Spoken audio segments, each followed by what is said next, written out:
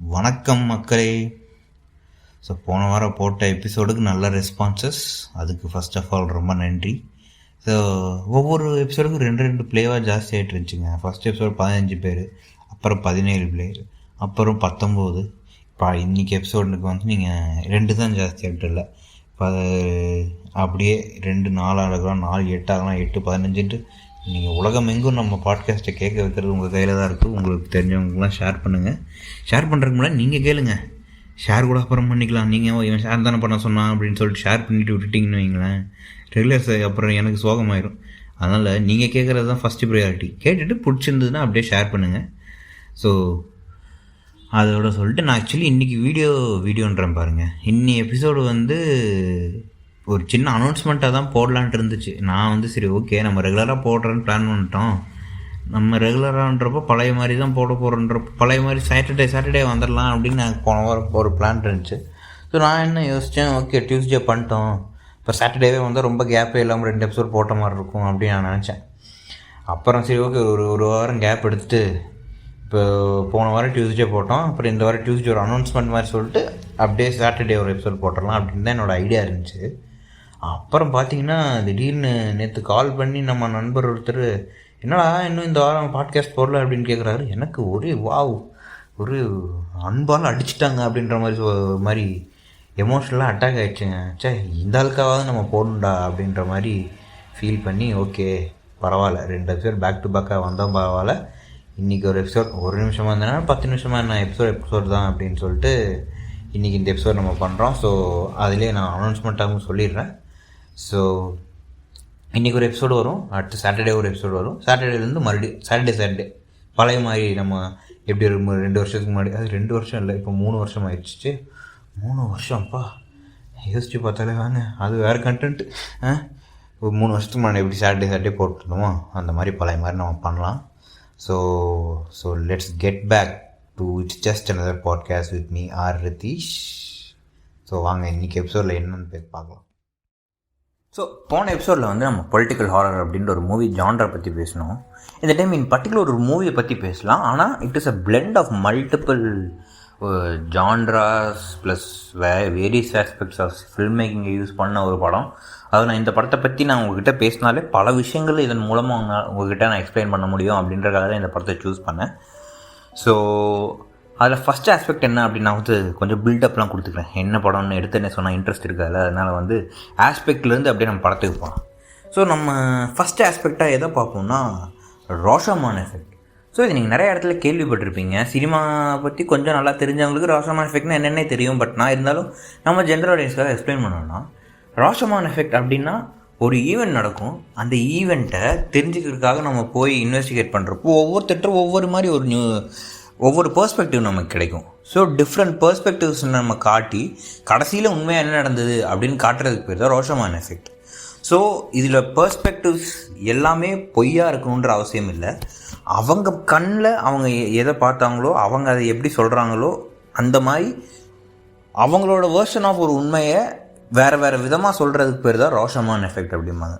So இந்த ரோஷாமான் அப்படின்ற பேர் எப்படி வந்ததுன்னு நீங்கள் கேட்டிங்கன்னா, ஒரு படம் ரோஷாமான்ற படத்தில் தான் இந்த டெக்னிக்கை ஃபஸ்ட் யூஸ் பண்ணியிருப்பாங்க. ஸோ இந்த படத்தை எடுத்தவர் யாருன்னு பார்த்தீங்கன்னா அகிரா குரோசாவா. ரொம்ப ஃபேமஸான, அதாவது ஃபிலிம் ஃபெட்டர்னிட்டியில் இந்த பேர் தெரியாத ஆட்கள் இருக்கவே முடியாது. நம்ம ஜென்ரல் பாப் கல்ச்சரல் ரெஃபரன்ஸை ஃபாலோ பண்ணுற ஆடியன்ஸாக இருந்தாலும் நம்ம மிஷ்கின் வந்து 7 சாம்ரான்னு ஒரு படத்தை பற்றி ரொம்ப சிலாகிச்சு பேசிகிட்டே இருப்பார்ல. ஸோ அந்த படத்தை எடுத்தவர் தான் வந்து அகிரா குரோசாவா, ஒரு Japanese film maker.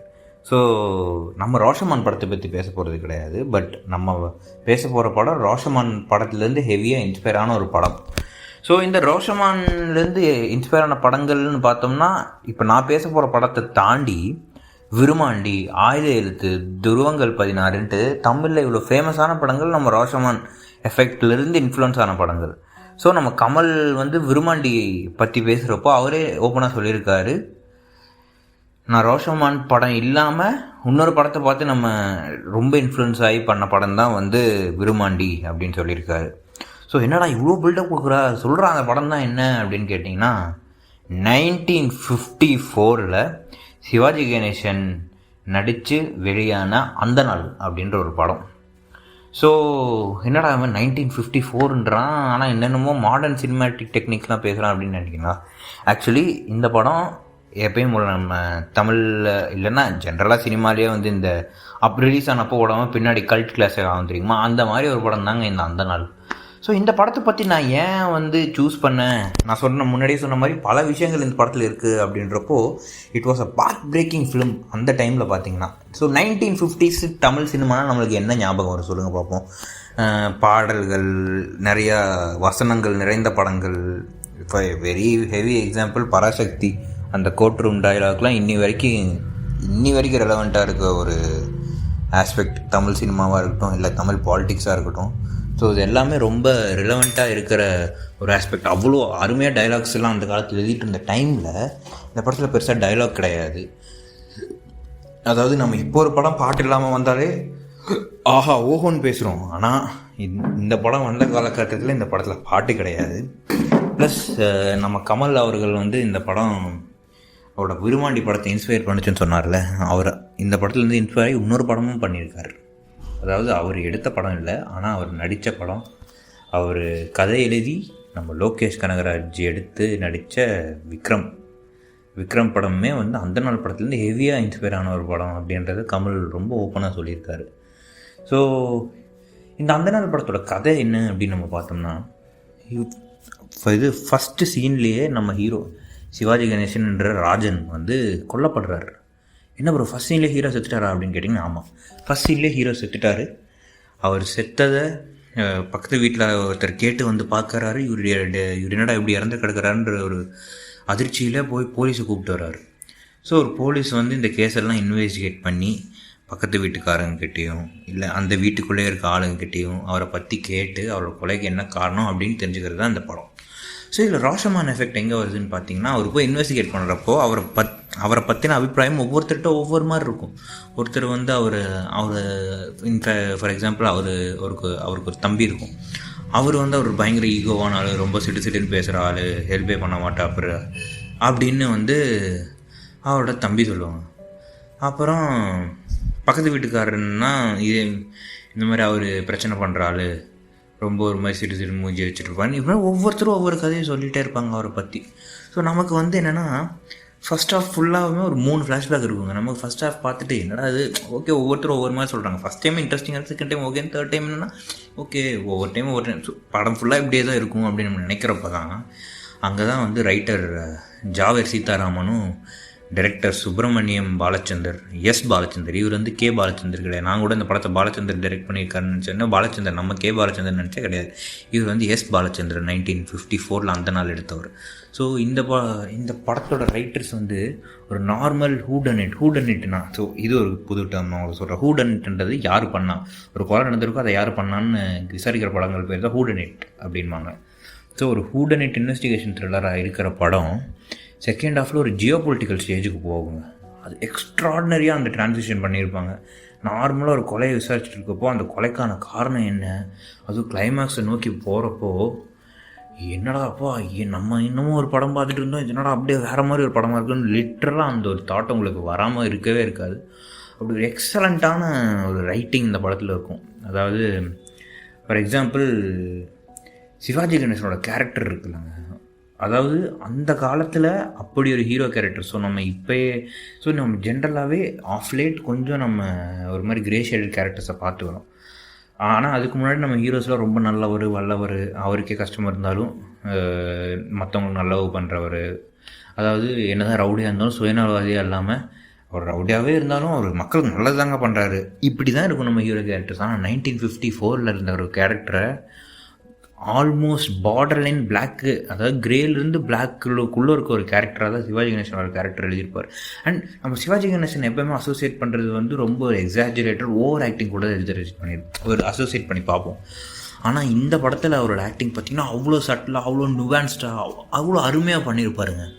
So Sivaji கணேசன்னா இப்படி தான் அப்படின்னு நம்ம நினச்சிட்டு இருக்க ஒரு இதை அவர் 1954 பிரேக் பண்ணியிருக்காரு. தான் எவ்வளோ ஒரு டேலண்டடான ஆக்டர் அப்படின்றது இந்த படத்தில் ரொம்ப அருமையாக ப்ரூவ் பண்ணியிருப்பார். ஸோ அந்த கேரக்டர் எழுதப்பட்ட விதம், ஸோ அந்த கேரக்டரோட ரைட்டிங் பார்த்தோம்னா அவர் ஒரு சயின்டிஸ்ட், ஒரு ரேடியோ சயின்டிஸ்ட்டு. அவர் ஒரு பிஸ்னஸ் படம். அப்புறம் இன்னொரு படம் நமக்கு, நான் அந்த படம் பார்க்கும்போது தான் நமக்கு எப்போவுமே நம்ம ஜென்ரலாக இந்த கிளாசிக்ஸ்லாம் சொல்லுவாங்க இல்லைங்க, காட்ஃபாதர்லாம் சொல்கிறாங்க. இன்னி வரைக்கும் அந்த படம் பார்த்ததில்லை. ஆனால் நிறைய பேர் சொல்லுவாங்க, இந்த காட்ஃபாதர் பார்த்ததுக்கப்புறம் தான் தெரியும் என்னடா இந்த படம் மாதிரி இருக்கேன் அந்த படம் மாதிரி இருக்கேன்னு. ஆனால் அந்த படம் தான் ஃபஸ்ட்டு வந்துச்சு. ஸோ அதுலேருந்தே எடுத்திருக்காங்க அப்படின்னு நமக்கு புரியும்.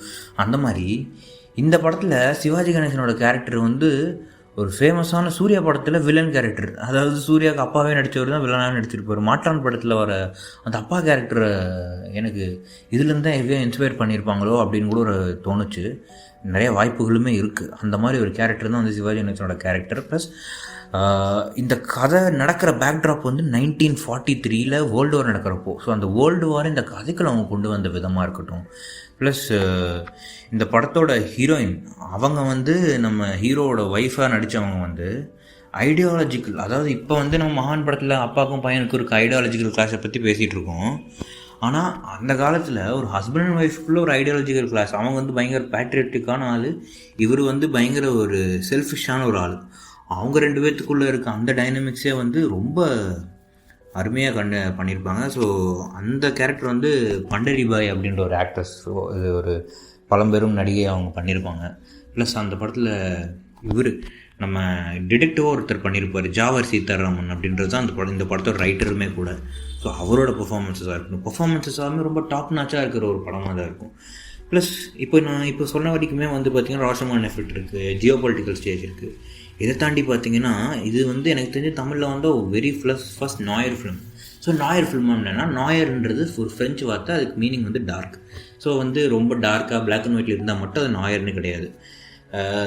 டார்க்குன்றது எல்லா ஆஸ்பெக்ட் ஆஃப் படத்துலையுமே இருக்கும். கேரக்டர்ஸ் ரொம்ப ஒரு மாதிரி கிரேவாக டார்க்காக இருக்கும். ப்ளஸ் சினிமாட்டோகிராஃபியுமே வந்து நிறையா லைட்டில் வச்சு ஷேடோஸ். அதாவது இந்த படத்தில் பார்த்தீங்கன்னா சிவாஜி கணேசனோட கேரக்டர் மேலே முக்கால்வாசி நேரம் மூஞ்சி மேலே நிழல் விழுந்துகிட்டே இருக்கும். பாதி வெள்ளையாக பாதி கருப்பாக அந்த கேரக்டரை டினோட் பண்ணுற மாதிரி அவ்வளோ அழகாக காட்டியிருப்பாங்க. ப்ளஸ் நான் முன்னாடியே சொன்ன மாதிரி ரொம்ப ஃப்ளாஸ் இருக்க ஒரு கேரக்டர்ன்ற மாதிரி ரொம்ப அருமையாக பண்ணியிருப்பார். ஸோ இப்படி ஒரு படம் 1954 சொல்கிறேன் பாருங்கள். ஹீரோ ஃபஸ்ட் சீன் சித்திராரு, பாட்டு கிடையாது, ஃபைட்டு கிடையாது, பெருசாக ரொமான்ஸ் கிடையாது, இந்த மாதிரி எதுவுமே இல்லாமல் அந்த காலத்துலேயே நம்ம தமிழ் சினிமாவில் வேர்ல்ட் கிளாஸ் படம்லாம் எடுத்திருக்காங்கன்னா பாருங்களேன். ஸோ அதனால தான் இந்த படத்தை பற்றி பேசணும்னு தோணுச்சு. கண்டிப்பாக இந்த படத்தை நீங்கள் பார்க்கலன்னா போய், நான் இந்த பெருசாக நான் இது ஸ்பாயில்ஸ்லாம் எதுவும் கொடுக்கல. சிவாஜி கணேசனோட கேரக்டரோட ப்ரீஃபை தாண்டி அதுவுமே உங்களுக்கு எக்ஸ்ப்ளோர் பண்ணுறப்போ, படமாக பார்க்குறப்போ நான் ஸ்பாயிலெலாம் மைண்டில் வராது. ஏன்னா படம் உங்களுக்கு ஃபஸ்ட் ஹாஃப் பார்க்குறப்பே நான் சொல்கிறதெல்லாம் உங்களுக்கு ஒரு மாதிரி மறந்துடும். அதனால் இந்த படத்தை போய் டைம் இருந்தால் கண்டிப்பாக பாருங்கள். ப்ளஸ் நான் முன்னாடியே சொன்ன மாதிரி இந்த படம் பெருசாக போகலப்போ, ஆனால் தமிழ் சினிமாவில் ரொம்ப நிறைய ஃபில்ம் மேக்கர்ஸ் இன்ஸ்பயர் பண்ண படங்களில் இந்த அந்த நாள் ஒரு முக்கியமான படம் அப்படின்னு நான் நினைக்கிறேன். ப்ளஸ் நினைக்கிறேன் இல்லை, உண்மையான ஃபேக்டே அதுதான். அதனால் இந்த ஒரு சினிமேட்டிக் ரெவல்யூஷன் சொன்னால் கூட நம்ம அது ரொம்ப மிகையாக இருக்காது அப்படின்னு நினைக்கிறேன்.